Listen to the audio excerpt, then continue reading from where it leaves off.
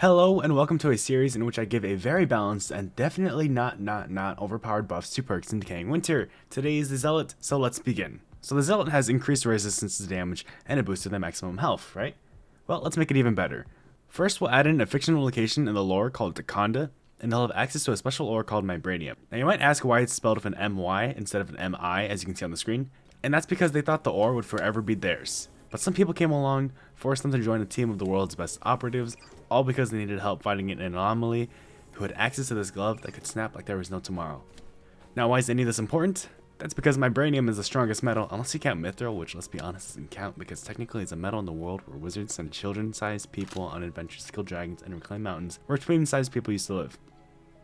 Anyways, back on track, it's going to make the Zealot's body armor insanely strong and lighter, therefore giving the Zealot a movement buff instead of debuff.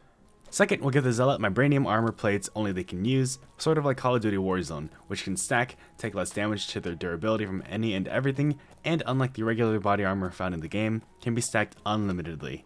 In other words, we're going to make the Zealot able to take a lot of damage. The Zealot can crouch and press F to equip their turret on their back, and will shoot enemies as you run around, sort of like the Hive Mind using its direct function, except with bullets, on a person that can take a ton of damage, and doesn't like people as much. Actually, let's do this. The Zealot's back tank turret will fire the bullets we know it normally does. However, to add in some kick, let's make the ground turret mode, that you put on the ground, more of a howitzer field gun sort of cannon, which shoots slower, but with area damage. I'll just eyeball it and make it a 100mm field gun. And sure, it'll take up about as much space as the red cargo box in the safe zone, but it'll knock your socks off once it fires. Quite literally, in fact. Anytime a Zealot gets grappled or blocks damage in their mobile shield mode, a voice line activates saying, "I can do this all day." Not that the shield has anything to do with this voice line. Anytime a Zealot gets killed and is facing downwards, nearby players gain access to a quip saying, "That's America's ass." And the Zealot gets access to a unique wrench. No, not that one, the other one. There you go. Which they can use to repair their turret and increase its longevity for an infinite amount of time if they're dedicated enough. Something like a turtle engineer.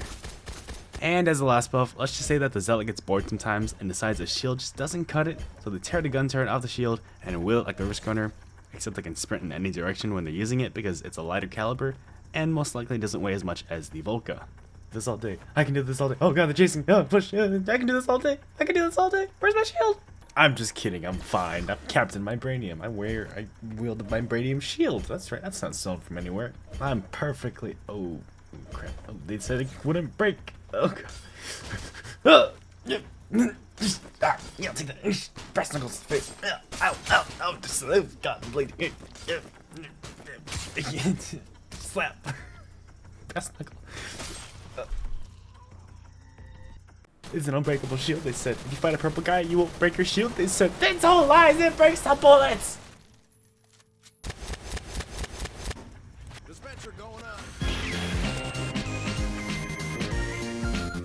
Hey, subscribe. You don't have to, but you should.